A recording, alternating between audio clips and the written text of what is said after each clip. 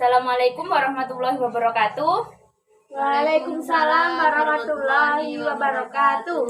Selamat pagi semuanya. Selamat pagi, Bu. Gimana kabarnya hari ini? Baik, Bu. Alhamdulillah baik, Bu. Ada yang nggak masuk nggak hari ini? Ada, Bu. Berapa orang ya kira-kira? 1 orang, Bu. 5 sakit. Oke. Sebelum mulai pelajaran, mari kita berdoa bersama-sama. Ibu yang mimpin ya. Oke, baik. Ayo kita berdoa. Bismillahirrahmanirrahim.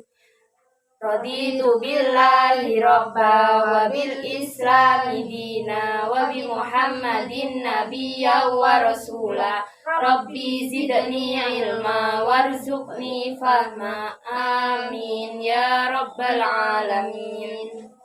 Alhamdulillahirabbil alamin. Ada yang tahu nggak hari ini kita bahas apa? Tidak tahu, Bu. Apa nggak belajar tadi malam? Enggak, Bu. Oh, pintar sekali ya. Baik, ada yang masih ingat nggak? Kemarin kita bahas materi tentang apa? Nggak ada yang ingat juga? Nggak, Bu. Oke, nggak apa-apa. Kemarin kita membahas tentang perdagangan antar daerah dan perdagangan antar negara. Ada yang masih ingat nggak apa itu pengertian perdagangan antar daerah dan perdagangan antar negara? Tidak, Bu. Nggak ada yang ingat. Kalian tadi malam benar-benar tidak belajar ya. Baik, nggak apa-apa. Ibu akan memaparkan kembali apa yang dimaksud dengan perdagangan antar daerah dan perdagangan antar negara. Biar kalian itu ingat. Oke, perdagangan antar daerah yaitu sebuah perdagangan yang dilakukan oleh penduduk di suatu tempat dan itu dalam batas wilayah tersebut, jadi tidak keluar dari wilayah tersebut gitu. Tujuannya perdagangan antar daerah itu yang pertama, masyarakat itu akan memperoleh keuntungan. Yang kedua, memperluas jangkauan pasar. Adapun faktor yang mendorong adanya perdagangan antar daerah yaitu yang pertama, karena perbedaan faktor produksi yang dimiliki, makanya antara daerah satu dengan daerah lainnya itu akan melaksanakan perdagangan antar daerah tersebut. Yang kedua, karena perbedaan harga. Kalian tahu kan kalau contohnya harga cabai di wilayah satu dengan wilayah lainnya itu tidak akan sama. Makanya itu terjadi perdagangan antar daerah. Ada lagi manfaatnya. Perdagangan antar daerah itu ada 3 manfaatnya. Yang pertama yaitu menyediakan barang yang tidak ada di daerah tersebut ke daerah yang membutuhkan. Yang kedua yaitu meningkatkan kualitas produktivitas. Dan yang ketiga yaitu memperluas kesempatan kerja bagi yang belum mempunyai kerja gitu. Yang kedua yaitu pengertian perdagangan antar negara.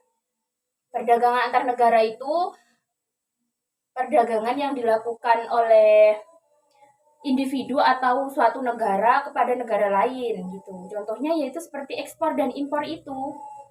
Tuh. Dari Ibu terangkan tadi tentang materi perdagangan antar daerah dan perdagangan antar negara, ada yang ditanyakan nggak? Enggak, Bu.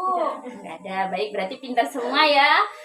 Baik, kita akan melanjutkan materi selanjutnya. Materi sekarang itu membahas tentang ekonomi maritim dan agrikultur Indonesia. Ada yang tahu nggak pengertian ekonomi maritim itu apa? Nggak ada ya? Oke. Jika nggak ada yang tahu, maka Ibu yang akan menjelaskan. Ekonomi maritim itu yaitu kegiatan ekonomi yang dilakukan di wilayah pesisir yang menggunakan sumber daya alam dan itu di lingkungan kelautan untuk menghasilkan barang atau jasa gitu. Dan sektor ekonomi maritim itu ada 3. Yang pertama yaitu sektor pelayaran, yang kedua ada sektor perikanan, dan yang terakhir ada sektor pariwisata bahari. Yang pertama yaitu membahas tentang sektor pelayaran. Pelayaran di Indonesia itu belum terlalu maksimal, belum mencapai maksimal gitu maksudnya. Nah, itu untuk mendapatkan kemaksimalan itu ya, kita harus membenahi, yaitu yang pertama dari faktor pelabuhan, dan yang kedua yang paling penting yaitu dari faktor SDM-nya harus diperbaiki agar sektor perikanan pelayaran itu berat menjadi maksimal. Kedua yaitu sektor perikanan. Sektor ini berkembang di Indonesia itu cukup cukup tinggi gitu berkembangnya. Karena perkembangan itu makanya kan banyak sekali ya di sekolah-sekolah itu biasanya diadakan gerakan makan ikan laut gitu. Karena sektor perikanannya itu sangat baik gitu. Yang ketiga dan yang terakhir itu sektor pariwisata bahari. Maksudnya sektor pariwisata bahari itu ya, itu seperti pariwisatanya di Indonesia itu kan sangat banyak ya. Contohnya aja Raja Ampat itu kan terkenal sangat mantap ya. Selanjutnya kita akan membahas tentang ekonomi agrikultur. Apa itu ekonomi agrikultur? Ada yang tahu nggak? Kalau nggak ada yang tahu, akan Ibu jelaskan. Ekonomi agrikultur yaitu upaya meningkatkan perekonomian dan memberdayakan sektor pertanian. Agrikultur itu kegiatan meningkatkan atau menghasilkan bahan pangan. Contoh potensi yang ada di Indonesia itu agrikultur yang paling tinggi yaitu seperti padi, kedelai, kacang tanah, umbi-umbian, dan masih banyak lagi.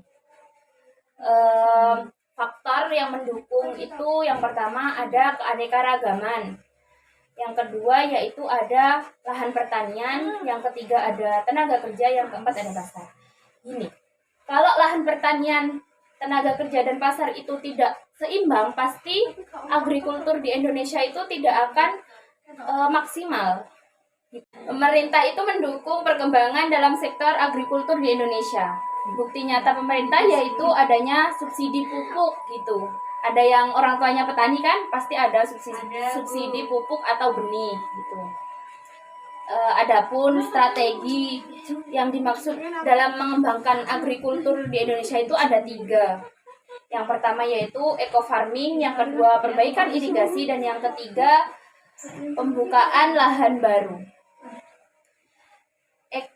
Eco farming merupakan peningkatan sistem budidaya di sektor pertanian yang ranah lingkungannya itu terintegrasi dengan kearifan lokal di setiap daerah Indonesia. Yang kedua yaitu perbaikan irigasi. Air merupakan salah satu unsur yang paling dibutuhkan dari sektor pertanian. Mengapa? Karena jika tidak ada air pasti tanaman akan mati ya. Dan yang ketiga yaitu pembukaan lahan baru. Agrikultur di Indonesia itu sangat membutuhkan lahan yang luas karena banyak sekali sumber daya alam yang dihasilkan oleh Indonesia itu sangat tinggi. Contohnya Bu, seperti apa Bu? Seperti padi, seperti jagung, itu kan dia di Indonesia akan berkembang dengan cepat. Baik karena waktu sudah habis dan waktunya pulang, maka terima kasih sudah mendengarkan apa yang Ibu terangkan. Semoga apa yang Ibu terangkan akan menjadi bermanfaat untuk kalian semuanya. Amin. Tapi sebelum pulang ada tugas dulu. Apa Bu? Yuk Ibu dikte yuk, silakan ditulis. Nomor 1.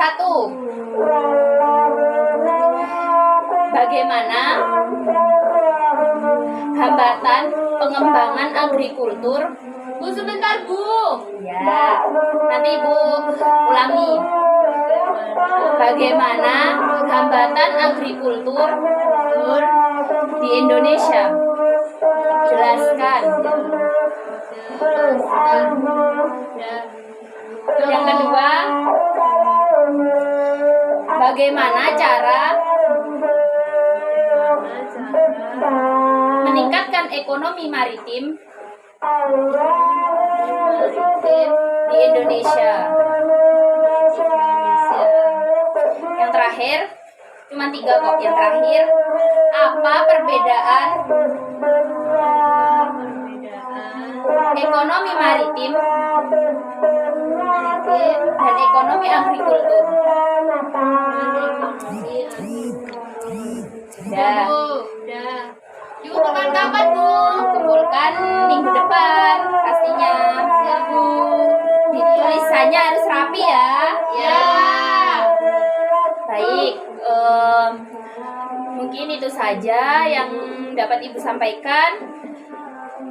Pulang tetap hati-hati, tetap mematuhi protokol kesehatan karena sekarang musimnya corona, tetap memakai masker, jangan lupa cuci tangan ketika sudah nyampe rumah. Terima kasih. Assalamualaikum warahmatullahi wabarakatuh. Waalaikumsalam